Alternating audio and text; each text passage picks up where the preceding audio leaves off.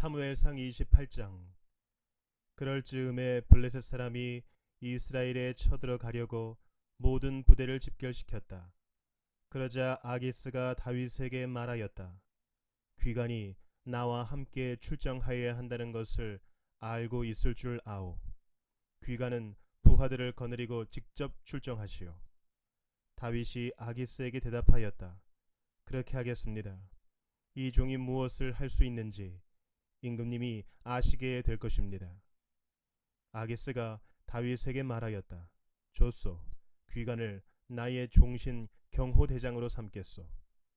사무엘이 이미 죽어서 온 이스라엘 백성이 그의 죽음을 슬퍼하며 그를 그의 고향 라마에 장사 지낸 뒤였다. 그리고 사울이 나라 안에서 무당과 박수를 모조리 쫓아낸 때였다. 바로 그때에 블레셋 군대가 모여서 수넴에 진을 쳤다. 사울도 온 이스라엘 군을 집결시켜 길보아 산에 진을 쳤다. 사울은 블레셋 군의 진을 보고 두려워서 마음이 몹시 떨렸다. 사울이 주님께 물었으나 주님께서는 그에게 꿈으로도 우림으로도 예언자로도 대답하여 주지 않으셨다. 그래서 사울은 자기의 신하들에게 명령하였다. 망령을 불러 올리는 여자 무당을 한 사람 찾아보아라. 내가 그 여인을 찾아가서 물어보겠다. 사울의 신하들이 그에게 말하였다. 엔돌에 망령을 불러 올리는 무당이 한 사람이 있습니다. 사울은 다른 옷으로 갈아입고 변장한 다음에 두 신하를 데리고 갔다. 밤에 그들이 그 여인에게 이르렀는데 사울이 그에게 말하였다. 망령을 부르는 술법으로 내가 당신에게 말하는 사람을 나에게 불러 올려주시오. 그러나 그 여인이 그에게 대답하였다. 이것 보시오. 사울이 이 나라에서 무당과 박수를 모조리 잡아 죽인 것은 당신도 잘 아시지 않습니까? 그런데 왜 당신은 나의 목에 올가미를 씌워 나를 죽이려고 하십니까?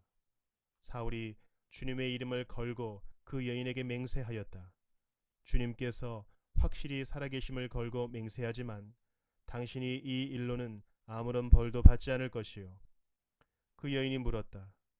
내가 당신에게 누구를 불러 올릴까요? 사울이 대답하였다. 나에게 사무엘을 불러 올리시오. 그 여인은 사무엘이 올라온 것을 보고 놀라서 큰 소리를 질렀다. 그런 다음에 그 여인은 사울에게 항의하였다. 사울 임금님이 몸소 오셨으면서도 왜 저를 속이셨습니까? 왕이 그 여인에게 말하였다. 무서워하지 말아라. 내가 무엇을 보고 있느냐? 여인이 사울에게 대답하였다. 땅 속에서 영이 올라온 것을 보고 있습니다. 사울이 그 여인에게 물었다. 그 모습이 어떠하냐? 여인이 대답하였다. 한 노인이 올라오는데 겉옷을 걸치고 있습니다. 사울은 그가 사무엘인 것을 알아차리고 얼굴이 땅에 닿도록 엎드려 절을 하였다. 사무엘이 사울에게 물었다. 당신이 왜 나를 불러 올려 귀찮게 하시오? 사울이 대답하였다. 제가 매우 궁지에 몰려 있습니다. 블레셋 사람이 지금 저를 치고 있는데 하나님이 이미 저에게서 떠나셨고 예언자로도 꿈으로도 더 이상 저에게 응답을 하지 않으십니다.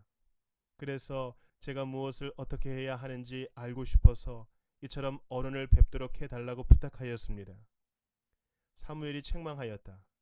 주님께서는 이미 당신에게서 떠나 당신의 원수가 되셨는데 나에게 더 묻는 이유가 무엇이요?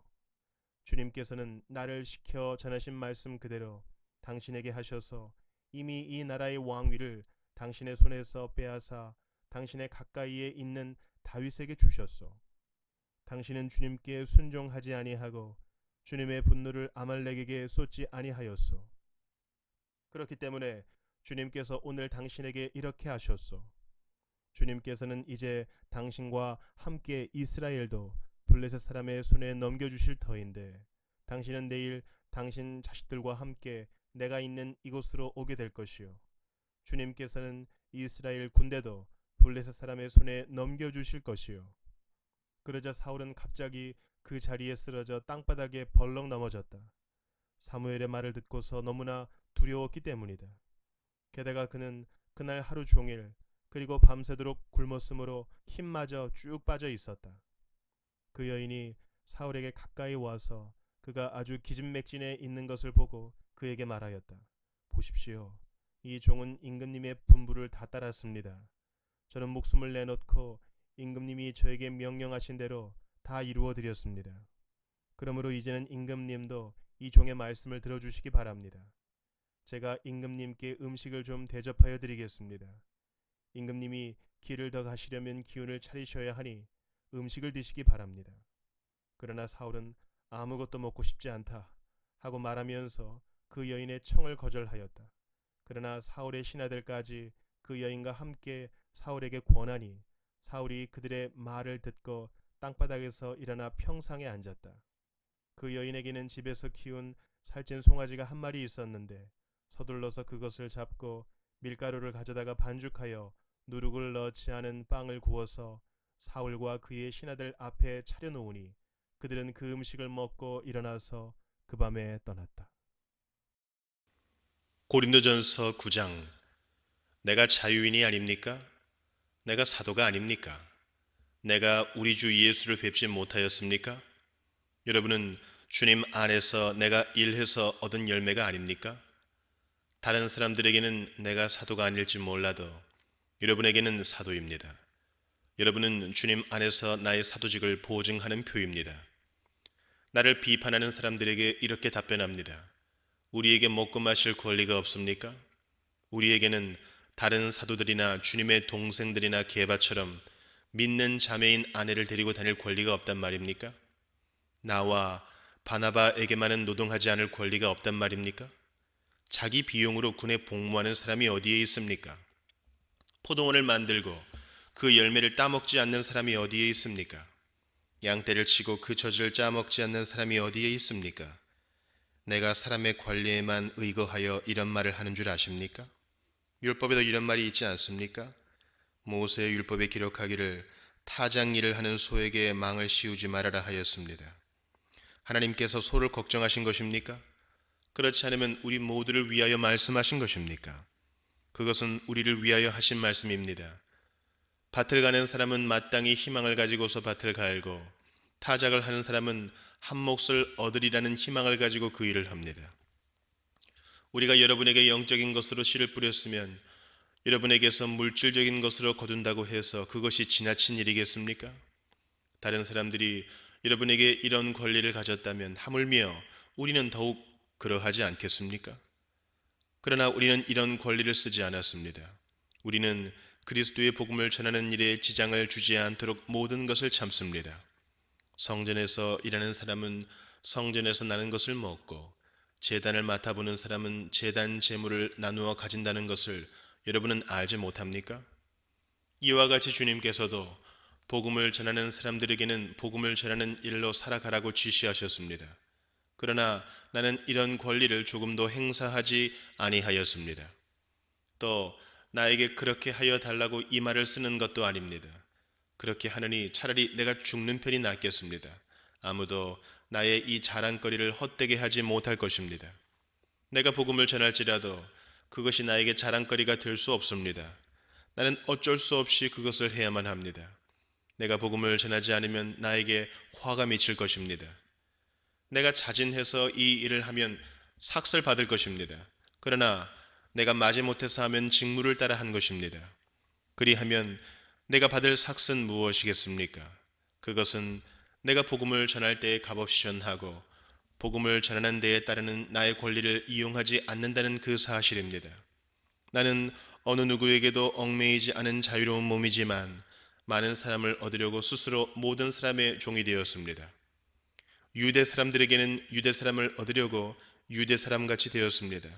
율법 아래에 있는 사람들에게는 내가 율법 아래에 있지 않으면서도 율법 아래에 있는 사람을 얻으려고 율법 아래에 있는 사람같이 되었습니다. 율법이 없이 사는 사람들에게는 내가 하나님의 율법이 없이 사는 사람이 아니라 그리스도의 율법 안에서 사는 사람이지만 율법 없이 사는 사람들을 얻으려고 율법 없이 사는 사람같이 되었습니다. 믿음이 약한 사람들에게는 약한 사람들을 얻으려고 약한 사람이 되었습니다. 나는 모든 종류의 사람에게 모든 것이 다 되었습니다. 그것은 내가 어떻게 해서든지 그들 가운데서 몇 사람이라도 구원하려는 것입니다. 나는 복음을 위하여 이 모든 일을 하고 있습니다. 그것은 내가 복에 동참하기 위함입니다. 경기장에서 달리기 하는 사람들이 모두 달리지만 상을 받는 사람은 하나뿐이라는 것을 여러분은 알지 못합니까? 이와 같이 여러분도 상을 받을 수 있도록 달리십시오. 경기에 나서는 사람은 모든 일에 절제를 합니다. 그런데 그들은 썩어 없어질 월계관을 얻으려고 절제를 하는 것이지만 우리는 썩지 않을 월계관을 얻으려고 하는 것입니다. 그러므로 나는 목표 없이 달리듯이 달리기를 하는 것이 아닙니다. 나는 허공을 치듯이 권투를 하는 것이 아닙니다. 나는 내 몸을 쳐서 굴복시킵니다. 그것은 내가 남에게 복음을 전하고 나서 도리어 나 스스로는 버림을 받는 가련한 신사가 되지 않으려는 것입니다. 에스겔 7장. 주님께서 나에게 말씀하셨다.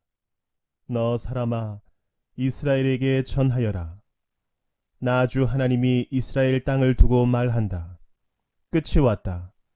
이 땅의 사방 구석구석에 끝이 왔다. 이스라엘아, 이제는 너희에게 끝이 왔다.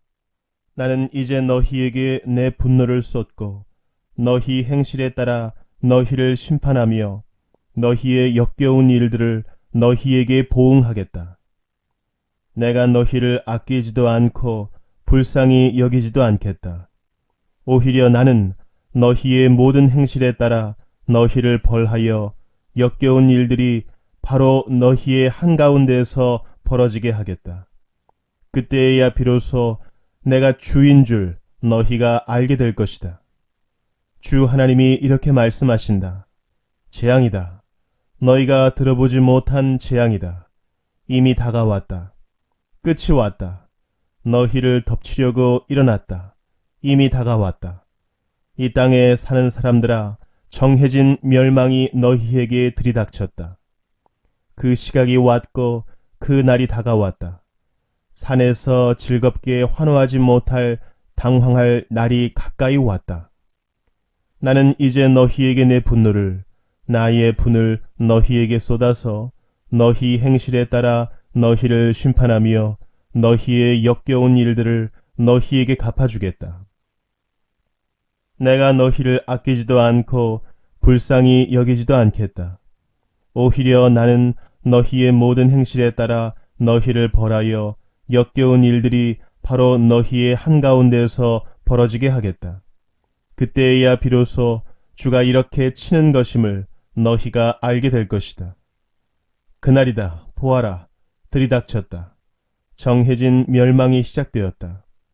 매질할 몽둥이가 꽃을 피우고 교만을 꺾을 채찍이 싹 터 나왔다. 폭력이 일어나서 죄악을 징벌하는 몽둥이가 되었다. 이 백성 가운데서 한 사람도 남지 않고 이 백성의 무리들 가운데서도 더 이상 남을 사람이 없고 그들의 재물이나 그들이 가진 것들 가운데서 눈에 띌 만한 것은 하나도 남아있지 않을 것이다.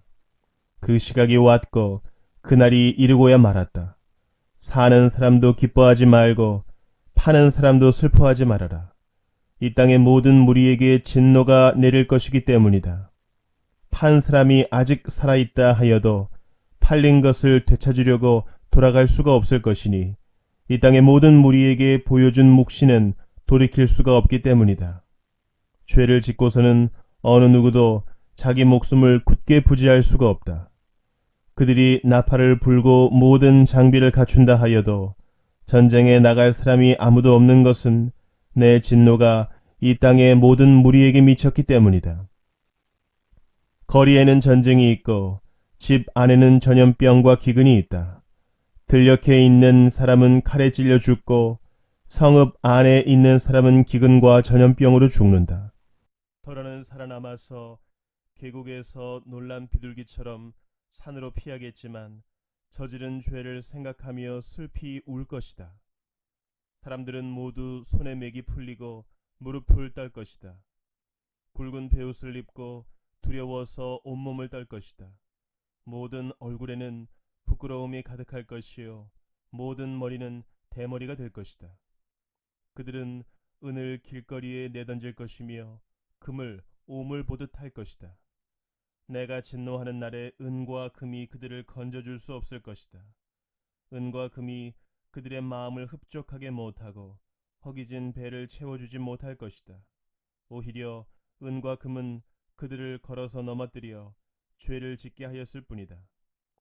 그들이 자랑하던 아름다운 보석으로 역겹고도 보기 싫은 우상들을 만들었으므로 내가 보석을 오물이 되게 하겠다. 또 내가 그 보석을 외국 사람에게 넘겨주어 약탈하게 하고 세상의 악인들에게 넘겨주어 약탈하고 더럽히게 하겠다. 내가 간섭하지 않을 것이니 외국 사람들이 나의 은밀한 성소를 더럽히고 도둑들이 그곳에 들어가서 약탈할 것이다. 너는 쇠사슬을 만들어라. 이 땅에 살육이 가득 차 있고 이 도성에는 폭력이 가득 차 있기 때문이다. 나는 세상에서 가장 악한 이방 사람들을 데려다가 그들의 집들을 차지하게 하겠다. 강한 사람들의 교만을 꺾고 그들의 성소들이 모두 더럽혀지게 하겠다. 파멸이 이미 이르렀다.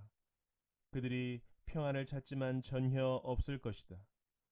재앙에 재앙이 겹치고 불길한 기별이 꼬리를 물 것이다. 그때에는 사람들이 예언자에게 묵시를 구하여도 얻지 못할 것이며 제사장에게는 가르쳐줄 율법이 없어질 것이고 장로들에게서는 지혜가 사라질 것이다. 왕은 통곡하고 지도자들은 절망에 빠지고 이 땅의 백성은 무서워서 벌벌 떨 것이다. 내가 그들의 행실대로 그들에게 갚아주고 그들이 심판받아야 하는 그대로 그들을 심판하겠다. 그때에야 그들이 비로소 내가 주인 줄 알게 될 것이다. 시편 45편. 마음이 흥겨워서 읊으니 노래 한가락이라네. 내가 왕께 드리는 노래를 지어 바치려네. 나의 혀는 글솜씨가 뛰어난 서기관의 붓끝과 같다네. 사람이 낳은 아들 가운데서 임금님은 가장 아름다운 분. 하나님께서 임금님에게 영원한 복을 주셨으니 임금님의 입술에서는 은혜가 쏟아집니다. 용사이신 임금님, 칼을 허리에 차고 임금님의 위엄과 영광을 보여주십시오. 진리를 위하여 정의를 위하여 전차에 오르시고 영광스러운 승리를 거두어 주십시오. 임금님의 오른손이 무섭게 위세를 떨칠 것입니다. 임금님의 화살이 날카로워서 원수들의 심장을 꿰뚫으니 만민이 임금님의 발 아래에 쓰러집니다. 오 하나님, 하나님의 보좌는 영원 무궁토록 견고할 것입니다. 주님의 통치는 정의의 통치입니다. 임금님은 정의를 사랑하고 악을 미워하시니 그러므로 하나님, 곧 임금님의 하나님께서 기름 부어 주셨습니다. 임금님의 벗들을 제치시고 임금님께 기쁨의 기름을 부어 주셨습니다. 임금님이 입은 모든 옷에서는 몰약과 침향과 육개의 향기가 풍겨나고 상하궁에서 들리는 현악기 소리가 임금님을 흥겹게 합니다. 임금님이 존귀히 여기는 여인들 가운데는 여러 왕의 딸들이 있고 임금님의 오른쪽에 서 있는 왕후는 오빌의 금으로 단장하였습니다. 왕후님, 듣고 생각하고 귀를 기울이십시오. 왕후님의 결례와 아버지의 집을 잊으십시오. 그리하면 임금님께서 그대의 아름다움에 사로잡힐 것입니다. 임금님이 그대의 주인이시니 그대는 임금님을 높이십시오. 두로의 사신들이 선물을 가져오고 가장 부유한 백성들이 그대의 총애를 구합니다. 왕후님은 금실로 수놓은 옷을 입고 구중궁궐에서 온갖 영화를 누리니 오색 찬란한 옷을 차려입고 임금님을 뵈러 갈 때에 그 뒤엔 들러리로 따르는 처녀들이 줄을 지을 것이다. 그들이 기뻐하고 즐거워하면서 안내를 받아 왕궁으로 들어갈 것이다. 임금님, 임금님의 아드님들은 조상의 뒤를 이을 것입니다. 임금님께서는 그들을 온 세상의 통치자들이 되게 하실 것입니다. 내가 사람들로 하여금 임금님의 이름을 대대로 기억하게 하겠사오니 그들이 임금님을 길이길이 찬양할 것입니다.